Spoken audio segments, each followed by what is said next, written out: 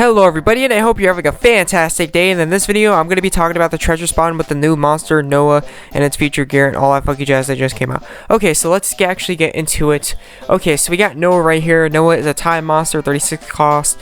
He has an attack, but it only does a success value of 70. I'm assuming the increased attack ability accuracy 30% down here is going to help with that regular attack, but I'm not 100% sure. But anyways, the main reason we actually want to look at this monster is for its buff that it does, the cast engine, because see right here, all it does is attack, removes frenzy from all enemies, and applies a buff that nullifies usage dodge reduction one time for all allies. That one's pretty dang useful, but that one's only going to be useful on certain occasions. It's not going to be useful on all occasions.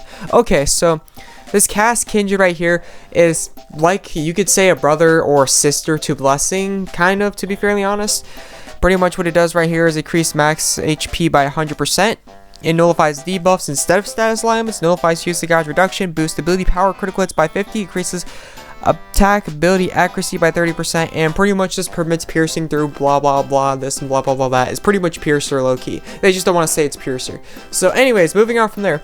The first thing actually when I look at this monster I think of is legitimately Sigfreak. I'm not even gonna lie.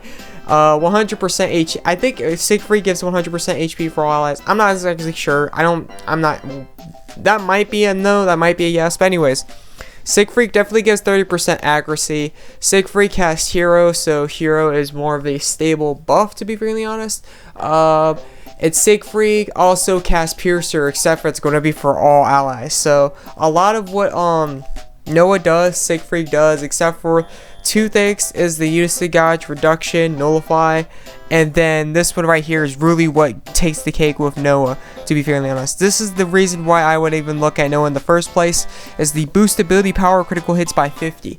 If you're unaware, critical hits alone are 50 alone, like completely alone, they're 50. If you can manage to boost it by another 50, that could be a lot of damage. That could legitimately be a lot of damage. The whole purpose of Fatal Testament is to get that critical hit, because Fatal Testament's one of the best buffs alone, and because of that, it increases ability power by 50. Now imagine if you had the same thing happen to another 50 times. That'd be a 100% ability power increase, and imagine using that on moves like the Berserker's Kill Dance or a lot of the Archer moves, and Starburst too. Starburst is pretty heavy hitting, especially with this monster. Woo! If you have Fatal Testaments as a mage, that Starburst is going to do lots of damage because it's going to have accuracy increase. It's going to have that 50 ability power buff. Didn't mean to do that, but anyways, it's also going to have Piercer when it's actually needed. It has actually needed Piercers that actually needed 24/7. It can be useful in some scenarios, like say for example, where you're doing Guild Crystal. This is the most common one, and you have to go against Mirror Guard as a crystal defense. That is legitimately the best scenario, or the most common scenario, where you can actually use Piercer. You can use Piercer on enemies and player versus enemy, but on a general standpoint and where we're actually at right now in this game, the events we have going and everything around it, for the most part, having Piercer as for now, besides like guild tournaments right now, is not going to be useful. Maybe it's going to be useful in the future when we have to fight that star 40 cost dragon. Maybe this monster is to low-key prepare us for the star 40 cost dragon.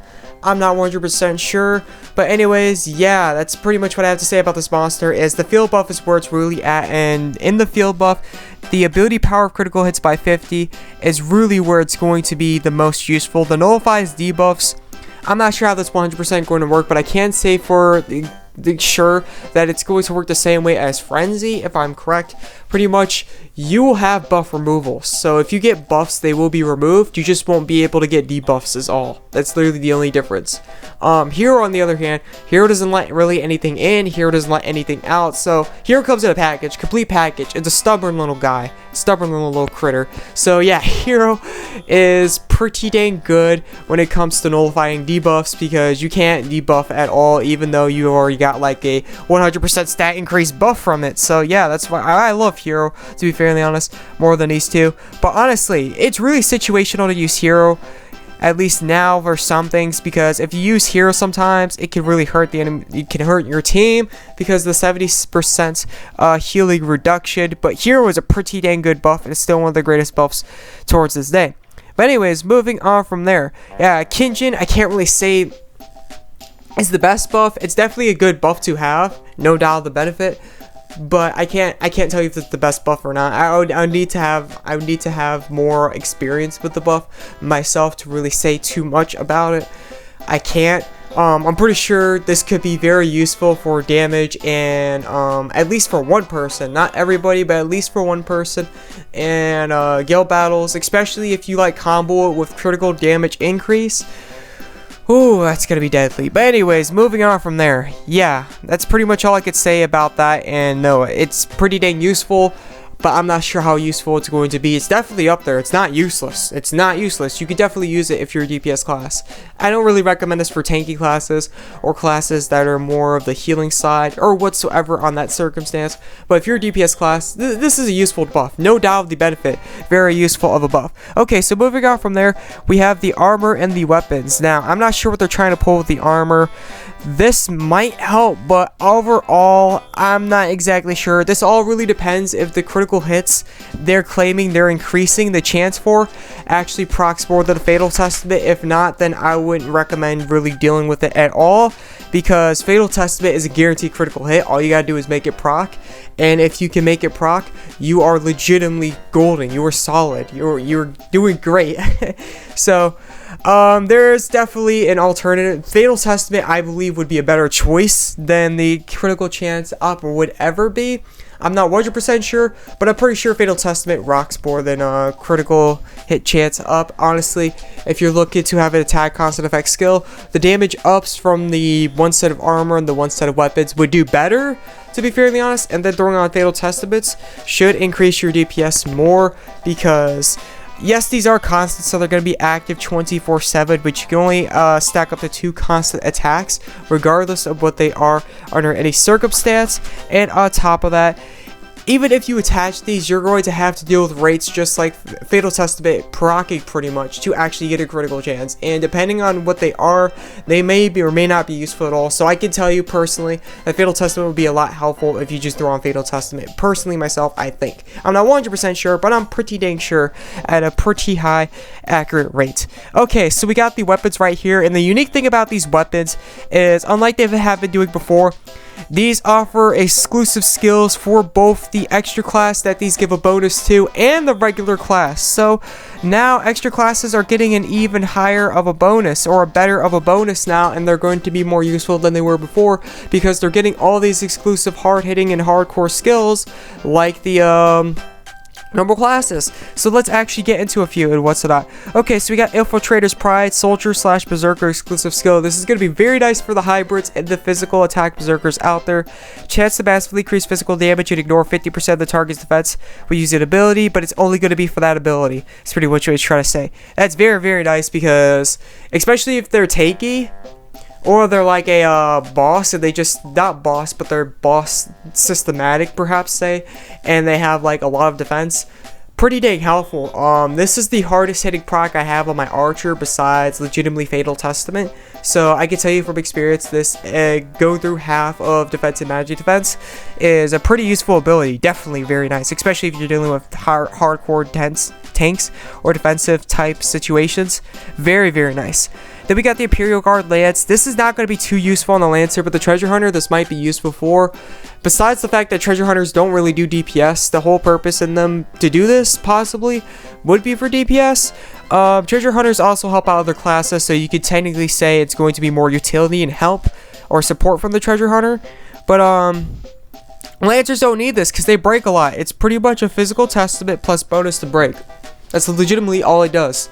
Again, Treasure Hunters don't really have much breaking ability, so that's not going to be the case for Treasure Hunters, but Lancers have they can break it really easy. Like, it only takes 3 moves that have breaking abilities, extra breaking abilities, and you can break just like that. Like, you don't need to have too much bonus. You might need like 1 depending on the situation if the boss is hardcore, but if that's not the case, you really don't need bonus to break on a Lancer, like, whatsoever. 0. And then we got Sniper's Pride right here. Sniper's Pride is for Archer Treasure Hunter. This is not going to be too useful for Treasure Hunter because Treasure Hunter is not really a DPS class, at least yet. Chance to ignore 50% of the target's defense and magic defense, and it massively increases physical and magical damage when using the ability, and that 50% ignore defensive magic defense only works for the ability this activates for, so this is a proc as well, just like the Infiltrator's Pride.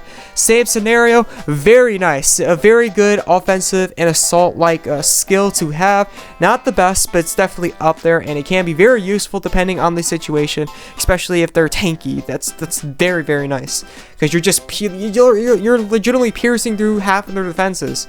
So that isn't very good. I don't know what is. So, Imperial Guard Staff down here, Mage, Berserker, and Treasure Hunter. This is also a very nice one, especially for the Berserker, because the Berserker has moves that damage itself. Has two of them, one for the physical Berserker and one for the magical attack Berserker. Pretty much the kill dance. The kill dance implies bleed. Bleed does damage over time to the caster, and because of that, this is going to be extremely useful for the Berserker. Will be useful for the Mage. Treasure Hunter is not a DPS class again, so it's not going to be as useful for the Treasure Hunter. You definitely can use these for the Treasure Hunter, all these abilities, if you're trying to just increase DPS for the Treasure Hunter. Like, say for example, like, you need to do Treasure Hunter for, like, the Crystal of Sacred Altar. These are definitely nice moves, but overall, Treasure Hunter is not a DPS class, and you usually don't use Treasure Hunter ever, and don't really recommend using the Treasure Hunter ever for any DPS scenarios, besides, like, unless you really need to. Chance to massively increase magic damage when using an ability. For every 5% reduction ability power is boosted up to 5, and it can go up to a max of 50. That's very nice, again, for the Berserker, because it does all that. It's nice for the Mage as well, because the Mage is also a DPS class, but it's going to be a bit harder to activate on the Mage, because you're going to have the enemy increase the ability power for you. As the Berserker, it's very automated, because the Berserker damages itself and the enemies can damage the Berserker, so it's really easy for a Berserker. It completely is. So Berserkers are going to benefit the most from that one. And then we got the Imperial Guard Tome out here. It's a book for Cleric and Rooks, and I don't really see much of a purpose to run an attack cleric or a DPS cleric unless you're doing it for duel rooms or coliseums. There's literally no reason for you to be actually doing this. Chance to massively increase physical and magical damage when you use an ability. Physical and magical damage ability power is randomly increased from the following range slightly to massively. So this is definitely more helpful towards the Rook. Not much of a cleric unless you're doing duel rooms, then this might be a decent weapon for you to use. And yeah, that's pretty much the gear and the spawn and what I have to say about it. Definitely not bad stuff. Definitely worth looking at, if anything. I'm not going to say it's like OP, like you must grab right now. It's definitely for the extra classes, because the extra classes beforehand never had these exclusive high OP skills. I mean, they have Fatal Testaments, they have Art ofs, but some of these extra skills that these regular classes have that are very helpful and essential, these extra classes don't have. So it can be definitely very OP for the extra classes. But yeah, that's pretty much my rundown, if you get what I'm saying. Okay, so moving on from there, let's actually talk about the spawn itself. There's 3 things you can do for the spawn, and out of one of those 3, A-Team really makes sure it's impossible, and that's the gear spawn. The first one is the gear spawn, because they literally have no rates for the gear whatsoever. They do have rates, but they're so dead. I've legitimately done this for what?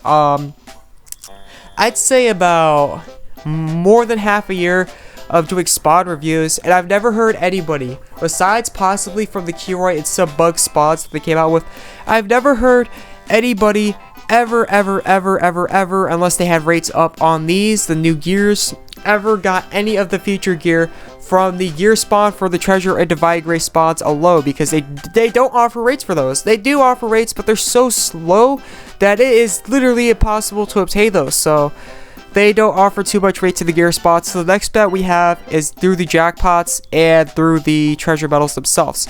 Okay, so the jackpot usually for the summoning scroll is going to be pretty dang low. It is possible to get it, but it's going to be pretty dang low, and most of you will not get it. So if you're thinking, don't do this for the scroll unless you absolutely know you can get 10k medals. Okay, so the feature gear is uncommon. You might get a feature gear every once in a while, unless you're extremely lucky that you might get feature gear right off the bat.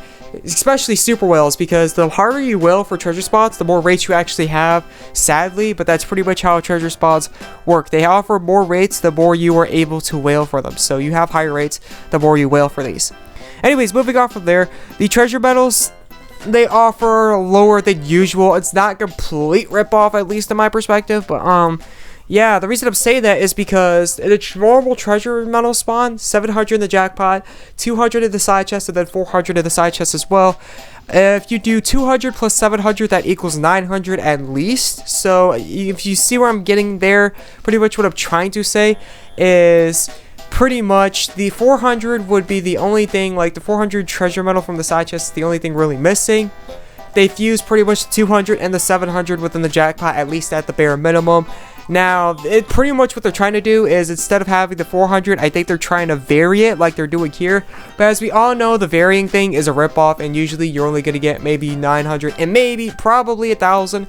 No higher than 1,000. That's literally it for the treasure medals. You can get higher, but for the most part, that's what you're going to be getting around and what's not. So that's pretty much that. They do have lower than usual treasure medals with it here, but in the medal exchange, they don't have a bad selection of stuff you can get. It often varies, and it's very, very nice, because they go from the 35 cost weapons to the 36 cost gear, and it's pretty dang cheap. You can legitimately get this within 2 jackpots if you want to. Reason I'm saying that is, yes, they do offer 900 within each jackpot, but you're getting 50 to 200 per each spawn, so remember that. You can legitimately, within 2 jackpots, you legitimately get some, like, one, you could choose between one of these pieces right here. So that's very, very nice that you could do that. And then if you're looking for guaranteed critical hits, they have to proc first, but once they proc their guaranteed critical hits, they have Fatal Testaments right here to help with the new critical damaging monster that just came out, Noah. So if you don't like, which I can't really recommend, at least for the moment, the constant critical chance up, I think it would have to be tested first before anything. Fatal Testaments definitely do the trick. I personally think Fatal Testaments are a better choice anyways, but I'm not 100% sure again, and all that funky jazz. And then they offer as low as this if you're looking for things that can replace attack. Some of these do the trick. World Spear is the best Lancer attack replacing move. Shackle is a nice soldier replacing move. Death Spike's a nice mage replacing move for the regular attack. Anything that can replace attack is nice for the mage, especially that, because it's actually doing damage. And the battle heal is also nice as well, because clerics don't have many side moves that can replace attack that can heal. Double shot, not so much. There's a better ability out there, and I'll talk about it when it actually pops up, because I completely forgot the name. But yeah, they offer a very selection of stuff you can earn through the treasure medals. So even if you aren't going for the stuff, it's not a bad deal to actually go for the stuff in the medal exchange, the gear in the medal exchange, because they offer it for, I wouldn't say cheap, but it's definitely not overly too expensive to actually obtain it. Within 2 jackpots, you can literally obtain some of the feature gear if you want to, or some of the stuff in the medal exchange if you want to at all. The monster is definitely a nice monster. I can't really say for sure whether this is going to be, like, I think Fusion is going to be just like Blessing. So I wouldn't really worry about it too much unless you're really wanting, like, you're stacking up for the 40 cost Star Dragon and you're absolutely getting prepared for it.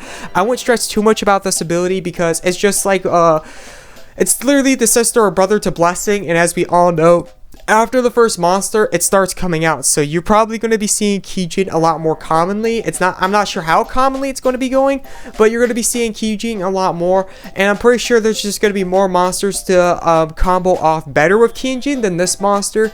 Again, I really wouldn't recommend this too much unless you're doing it for the Star Dragon, the Star 40 cost Dragon, quest that's coming out. So yeah, that's pretty much what I have to say about this treasure spawn.